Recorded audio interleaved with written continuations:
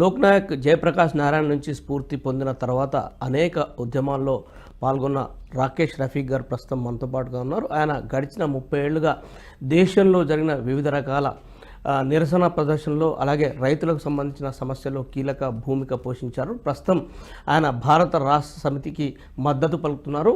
రాష్ట్రంలో ఏదైతే రైతు సంక్షేమ పథకాలను ముఖ్యమంత్రి కేసీఆర్ ముందుకు తీసుకెళ్తున్నారో వాటి పట్ల కూడా ఆయన ఆకర్షితులయ్యారు. ప్రస్తుతం ఆయన మనతో పాటుగా ఉన్నారు. ఆయన అడిగి మరింత సమాచారం తెలుసుకుందాం. राकेश रफीक जी नमस्कार। आप अब तक किस किस आंदोलन में शामिल हुए? देखिए, जयप्रकाश जी के आह्वान पे हम लोग इमरजेंसी के खिलाफ जो आंदोलन चल रहा था उसमें शामिल हुए और कॉलेजों की पढ़ाई छोड़ के उसमें शामिल हुए। उसके बाद जितने भी आंदोलन देश में हुए, अब छोटे आंदोलनों में तो वो जैसे बौद्ध गया में था, एक मठ की मेहनत की ज़मीन बंटनी थी, उसी तरह मुरादाबाद में जो हमारे ज़मींदार थे, राजा परिवार थे, उनके बहुत अत्याचार थे, तो उनके खिलाफ आंदोलन करके उनको मंत्री पद में थी रानी इंदिरा मोनी, उसे हटा दिया, हटना पड़ा मतलब आंदोलन से। तो प्राथमिक शुरुआत ये थी। उसके बाद हमारे क्षेत्र में आया एक बड़ा किसान आंदोलन जिसे कहते हैं चौधरी महेंद्र सिंह टिकैत का आंदोलन। उस टिकैत के आंदोलन का प्रभाव पूरे पश्चिमी उत्तर प्रदेश में था। हमारे ज़िले में भी लोग एक्टिव थे, इसलिए हम उसमें शामिल हुए और उसकी जो नेशनल टीम थी, राष्ट्रीय टीम थी, उसमें रहते हुए 3-4 साल उस आंदोलन को चलाया गया पूरी ताकत के साथ। किसान आंदोलन के बाद जवाहरलाल नेहरू यूनिवर्सिटी में छात्रों के लिए आवाज़ उठाने के लिए, चूँकि हमारी वहाँ अध्ययन चल रहा था, तो वो छोटा मोटा आंदोलन हुआ। उसके बाद देश में जो डंकल प्रस्ताव पे हस्ताक्षर हो रहे थे उसके खिलाफ देश में एक वातावरण बना था कि डंकल प्रस्ताव पे हस्ताक्षर ना हो, और उसके लिए एक आंदोलन हुआ जिसे आज़ादी बचाओ आंदोलन कहते हैं, जिसमें राजीव दीक्षित और बनवारी लाल शर्मा और रामधीरज जी लीडर थे। उनके साथ मिलकर उस आंदोलन में भागीदारी करी और ये कोशिश की कि डंकल प्रस्ताव में भारत शामिल ना हो। लेकिन बाबरी मस्जिद की घटना हुई और डंकल प्रस्ताव पे हस्ताक्षर हुए और देश हमारा WTO के चुंगल में फंस गया। उसके बाद हमारे देश में मेधा पाटकर जी के नेतृत्व में एक बड़ा आंदोलन हुआ जो बड़े बड़े डैम बन रहे हैं उनके खिलाफ था, और मूल रूप से वो प्रकृति केंद्रित था कि प्राकृतिक जीवन, प्राकृतिक नदी उसके। तो मेधा पाटकर जी के साथ नर्मदा बचाओ आंदोलन में हमने भागीदारी करी, और यहाँ जो उनका दिल्ली में लास्ट एक बहुत बड़ा अनशन हुआ जिसमें पूरे देश में प्रतिक्रिया हुई और नरेंद्र मोदी जी उसका विरोध करने के लिए अनशन पे बैठे, उस आंदोलन में हमने भागीदारी की। उसके बाद इस देश में ये आंदोलन आया भ्रष्टाचार के खिलाफ, जिसमें शुरू में रामदेव जी के नेतृत्व में वो आगे बढ़ रहा था, और हमारे जो एक साथी थे स्वामी अग्निवेश जी, वो संयोजक थे उस सारी चीज़ के। अब यही जो कॉमनवेल्थ गेम्स के खिलाफ एक रिपोर्ट लिखाई गई, ये आंदोलन 2 हिस्सों में शामिल हो गया। एक आंदोलन लोकपाल विरोधी आंदोलन में चला गया जिसमें अरविंद केजरीवाल थे, और दूसरा रामदेव जी के नेतृत्व में कालाधन वापस लाने की मुहिम में चला गया। तो चूँकि हमारे दोनों से संबंध थे, इसलिए दोनों ही आंदोलनों में हमने भूमिका निभाई, और जो कोर कमेटी थी उस कोर कमेटी में अरविंद के साथ, अन्ना हजारे के साथ हम लोग शामिल हुए। तो रफीक साहब, हम इमरजेंसी के बारे में बात कर रहे थे। इमरजेंसी के पीरियड में आप आंदोलन जो चला उनमें शामिल थे। अब बीजेपी का सरकार जो चल रहा है, वो जब का दिन कैसा था, आपका प्रशासन कैसा है खास तौर पे? देखिए, इमरजेंसी का हम लोगों ने विरोध किया। जयप्रकाश जी ऐसे व्यक्ति जो राजनीति से दूर जा चुके थे, राजनीति में आए, क्योंकि लोकतंत्र की रक्षा करना इस देश की जनता के लिए पहला काम है। और इंदिरा गांधी चूँकि चुनाव हार गई थी, उसमें कोर्ट का निर्णय हो गया था, और देश में एक बड़ा व्यापक युवा आंदोलन आगे बढ़ रहा था, जिसकी दिल्ली में बहुत विशाल 5-6 लाख नौजवानों की रैली हुई। तो इंदिरा गांधी ने उससे डर के इमरजेंसी लगा दी और सारे राजनीतिक नेताओं को जेल में डाल दिया। तो उसके खिलाफ लोग थे, तो जब इंदिरा गांधी ने चुनाव कराया तो हार गई, और इमरजेंसी के विरोध में मुख्य रूप से भूमिका पर्चे बांटने की, लोगों को अवेयर करने की, जेल जाने के लिए जत्थे को तैयार करने की, इस तरह की भूमिकाएं रही। ये आपके प्रशासन कैसा है दमन नीति में? कि अब जो है उस समय सारे नेताओं को जेल में डाल दिया, लेकिन अभी थोड़ा सा इनका अंदाज ये है कि जो विरोधी है वो या तो डर जाए है, और नहीं तो उस पर ईडी वीडी लगा के, मतलब थोड़ा मॉडर्न ढंग से कर रहे हैं, उन पे कुछ ना कुछ लगा के उस पर दबाव बना देंगे कि उसकी वॉइस बंद हो जाए, यानी लोकतंत्र का दम घुट जाए। जितने सरकारी अभिकरण हैं, चाहे कोर्ट हो, चाहे चुनाव आयोग हो, या सारी चीज़ों, उस पर एक अजीब तरह का नियंत्रण कायम कर दिया गया है। तो स्टेट तो अपने फासिस्टवादी ढंग से आगे बढ़ रही है, और केवल इस यकीन के साथ कि हिंदू मुस्लिम दंगे करा के हम सत्ता में पहुंच जाएंगे दोबारा, वो किसी का भी दमन करने से पीछे नहीं हट रही है। अगर हम लोकतंत्र को बचाने में कामयाब होते हैं तो वो तभी हो पाएंगे जब हम मोदी की सरकार को हटा दें। और जब हम भ्रष्टाचार की बात कर रहे हैं, लोकतंत्र में जो भ्रष्टाचार चल रहा है, बीजेपी के नेता सारे क्या सद्बुद्धि है, क्या भ्रष्टाचार से दूर है क्या? देखिए, बीजेपी में तो लूट का असीम है, और अडानी अंबानी इनके वो हैं, पूरे देश के बैंक खोखले कर दिए। इस सरकार ने वो काम करा जो रिजर्व बैंक से पैसा निकाल दिया ज़बरदस्ती, दो गवर्नर उनके बदल दिए जिन्होंने मना करी, और ज़बरदस्ती पैसा बुला लिया, पूरे देश के हित में काम करा।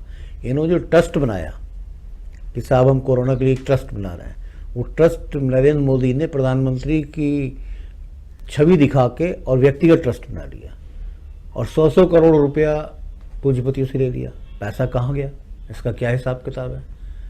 तो ये सत्ता के ऊपर से बेईमानी हो रही है, इतनी ज़बरदस्त, इतना साहस किसी नेता में भारत के अभी तक रहा नहीं कि वो इस तरह खुलेआम बेईमानी कर ले। तो इनका तो चरम है। जब ये कर रहे हैं तो नीचे इनके लोग भी बस पैसा इकट्ठा करने का काम करते हैं। जनता को दोहरे भ्रष्टाचार की मार पड़ रही है, उसको आम आदमी को, या जो भी आदमी बिजनेस करना चाहता है उसको, आरएसएस को भी खुश करना और बीजेपी को भी खुश करना, एक ही पार्टी को नहीं, दो चीज़ों को खुश करना। तो दोनों जगह उसके कमीशन जा रहे हैं, सरकारी अधिकारियों के कमीशन तो हैं ही। इसलिए देश में नीचे का जो आदमी है, जो प्रयास कर रहा है अपनी स्थिति संभालने का, वो बहुत संकट में फंस गया है। तो केंद्र सरकार ने जिन जिन राष्ट्रों में बीजेपी सत्ता में है, जिन जिन राज्यों में बीजेपी सत्ता में है, वहाँ एक तरफ की उसका व्यवहार है, और दूसरे राष्ट्रों में जहाँ बीजेपी नहीं है सत्ता में, वहाँ दूसरी तरह का जो व्यवहार है। इसको जो इनकी सरकारें हैं वहाँ कहीं बुलडोजर चला रहे हैं, लोगों को ये दिखाने की कोशिश कर रहे हैं कि हम मुसलमान को डरा के रखेंगे, और इस आधार पे हिंदू का वोट लेना चाहते हैं कि देखो हमारे में डर गया मुसलमान। और जहाँ दूसरी सरकारें हैं वहाँ ये बड़े बड़े अभियान बना के कोशिश कर रहे हैं, जैसे महाराष्ट्र में करी, राजस्थान में 2 बार कर चुके, कि हम पैसा खर्च करके इतने एमएलए खरीद लें कि सरकारें गिरा दें, और वहाँ जो है अपनी सरकारें बैठा दें, जिससे 2024 में हमें कोई परेशानी।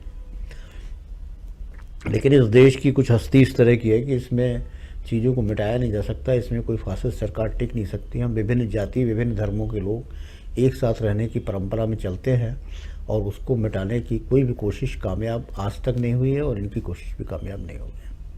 जो संविधान ने राज्य सरकार को जो राइट्स दिए हैं, उसको भी आज केंद्र सरकार ने वायलेट कर रहे हैं। राज्यों के विषयों में केंद्र सरकार दखल दे रहे हैं कि अगर केंद्र में हमारी सरकार बन गई है, इसका मतलब जनता हमें चाहती है, तो सारी राज्य सरकारों को बर्खास्त कर दो और उसमें हमारी सरकार बन जाए।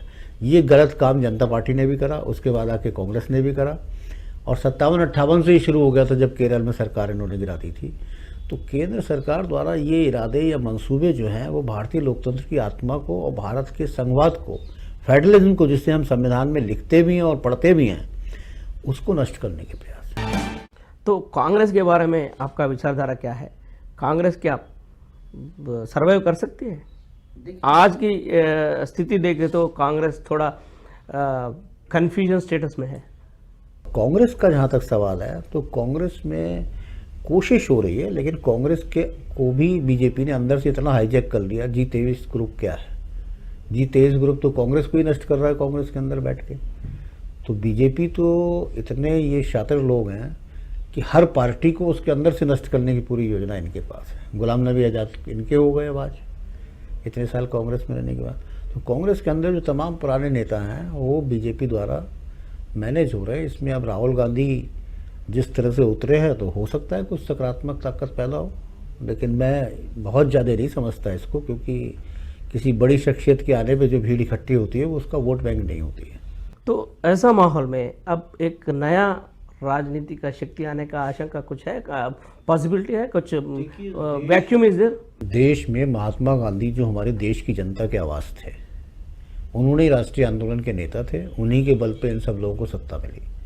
उन्होंने अपने स्टेटमेंट में बाद में ये बात कही थी साफ साफ कि अगर इस देश का प्रधानमंत्री किसान बन जाए तो इस देश का भला होगा, उससे पहले नहीं होगा।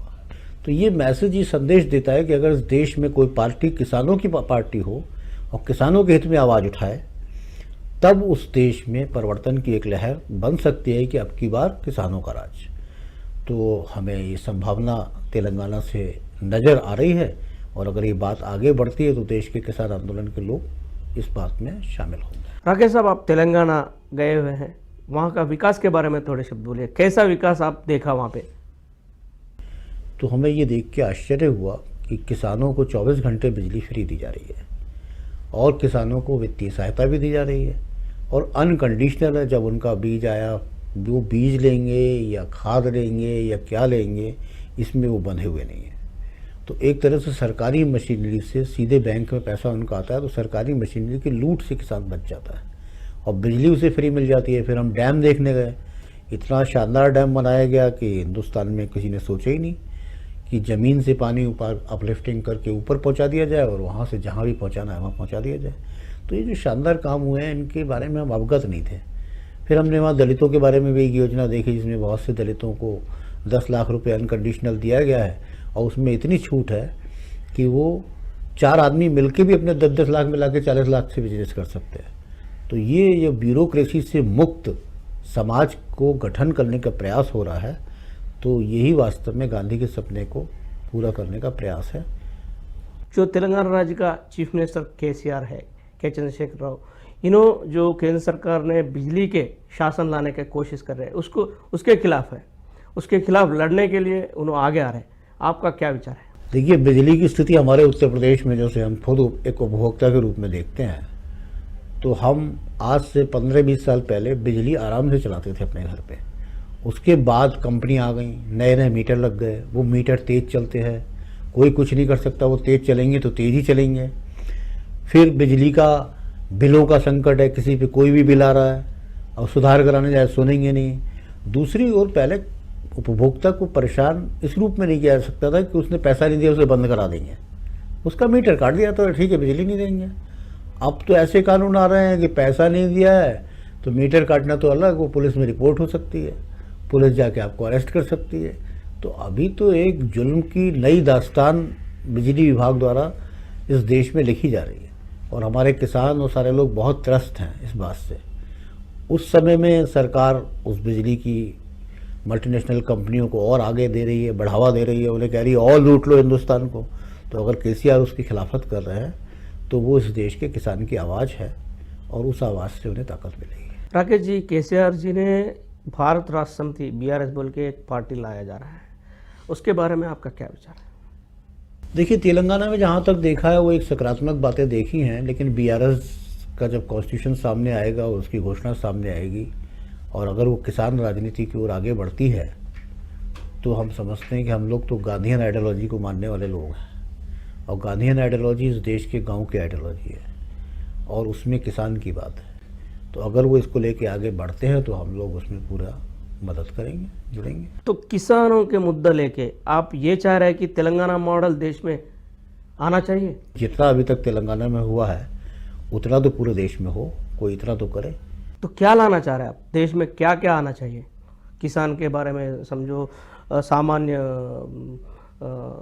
जनों के लिए समझो, अब क्या क्या लाना चाहिए? देखिए, लाने को तो बहुत सारी चीज़ें हैं, लेकिन अभी हम किसान पे सेंटर होकर अगर बात करें, पूरी दुनिया में जो ये पूंजीवादी समाज का गठन हो रहा है, तो जो देश राष्ट्रवादी हैं वो जानते हैं कि इस पूंजीवाद की दौड़ में किसान को टिकाना पड़ेगा। इस पूंजीवाद की उद्योगपतियों से किसान का कोई कंपटीशन नहीं है, तो अपने किसान को बचाना पड़ेगा। और बचाने में कई देश यहाँ तक चले गए हैं कि वो अपने किसान को सारा खर्च दे देते हैं, तो सारा खर्च यानी मेहनत तक का खर्च दे देते हैं। तो उसके पास केवल इतना ही है कि फसल को उगाए, सुरक्षित रखे और फसल से जो आमदनी हो उसका शुद्ध मुनाफा हो, जितने की फसल बिके, यहाँ तक तेज कर रहे हैं। लेकिन चूंकि हमारे देश में नेशनलिज्म है नहीं और पूंजीपतियों की सरकार अडानी अंबानी की तो ऐसी बन गई है कि सारी ज़मीन को अडानी छीन लेना चाहते हैं। तो अडानी जब पूरे देश की ज़मीन को छीन लेना चाहते हैं तो भैया किसानों को तो अपनी अंतिम लड़ाई लड़नी पड़ेगी। हम तो भूमि अधिग्रहण के जो इसने नरेंद्र मोदी ने आने के साथ ही भूमि अधिग्रहण कानून जो हम लोगों की लड़ाई से सेज के खिलाफ मनमोहन सिंह ने एक अच्छा कानून बना दिया था कि 4 गुना मुआवजा मिलेगा। तो ये तो उसको ही ख़त्म करने में लगे पड़े। अच्छा कानून है, उसे समाप्त करना चाहते थे, समाप्त नहीं कर पाए, इसलिए 3 काले कानून लाके दूसरे तरीके से किसानों को नष्ट करने की कोशिश कर रहे थे। और वो भी जब विरोध हो गया तो अब तीसरा तरीका ये है कि अडानी की कंपनी ने स्टेट बैंक से कोलैबोरेट करके सीधे लोन बांटेगी और लोन किसान नहीं दे पाएंगे तो किसानों की ज़मीन पे कब्जा कर लेगी। अनाज भंडारण गृह अडानी ने बना दिए हैं, सारा अनाज खरीद के अपने भंडारण कर लेगी और फिर हम लोग भूखे होके मांगेंगे कि भैया सरकार हमें अनाज दे दे। तो काले कानून के खिलाफ जब किसानों ने लड़ रहे थे, वो लड़ाई में 750 लोग शहीद हो गए। उन शहीदों को केसीआर ने मुआवजा दी। कई राज्यों में ऐसा हुआ, कोई भी आगे नहीं आया, केंद्र सरकार भी कुछ भी नहीं कर पाए। इसके बारे में आप क्या बोलना चाहते हैं? नहीं, वो बहुत अच्छा कदम था और सारे किसान आंदोलन में चिंतन चला इसमें कि भाई हमारी सरकारें जो हरियाणा और पंजाब के किसान ज़्यादा शहीद हुए, उत्तर प्रदेश के भी कुछ हुए, कि हमारी प्रांत की सरकारें हमारे किसान के बारे में उतनी बात नहीं सोच रही। तो एक उस प्रांत के जिसके लोग आंदोलन में शामिल भी नहीं हुए थे ज़्यादा, कुछ लोग आए होंगे देखने दाखने, उस प्रांत के मुख्यमंत्री ने हमारे किसानों की सुध ली। इस बात को हमारे किसानों ने बहुत पॉजिटिवली लिया और उसी से उन किसानों का ध्यान इस ओर गया कि इस देश में कोई किसान हितैषी मुख्यमंत्री भी है। ఇది రాకేష్ రఫీక్ గారు మనతో పాటుగా షేర్ చేస్తున్న సమాచారం. మొత్తం మీద చూసుకుంటే కనుక గాంధీ కలలు కన్నా స్వరాజ్యం రావాల్సిన అవసరం ఉంది, గ్రామ స్వరాజ్యం రావాల్సిన అవసరం ఉంది, రైతుల శ్రేయోభిలాషి దేశానికి ప్రధానమంత్రి కావాల్సిన అవసరం ఉందని చెప్పేసి ఆయన అభిప్రాయపడుతున్నారు. అలాగే ముఖ్యమంత్రి కేసీఆర్ ఏదైతే తెలంగాణలో విధానాలను అవలంబిస్తున్నారో, రైతు సంక్షేమాన్ని అవలంబిస్తున్నారో అదే మోడల్తో దేశంలో రాజకీయాల్లోకి వస్తే కనుక ఖచ్చితంగా మద్దతుగా ఉంటామని చెప్పేసి ఆయన ప్రకటిస్తున్న పరిస్థితి కనిపిస్తుంది. కెమెరామెన్ లింగారెడ్డి శ్యామలతో సూరజ్ కుమార్, న్యూఢిల్లీ.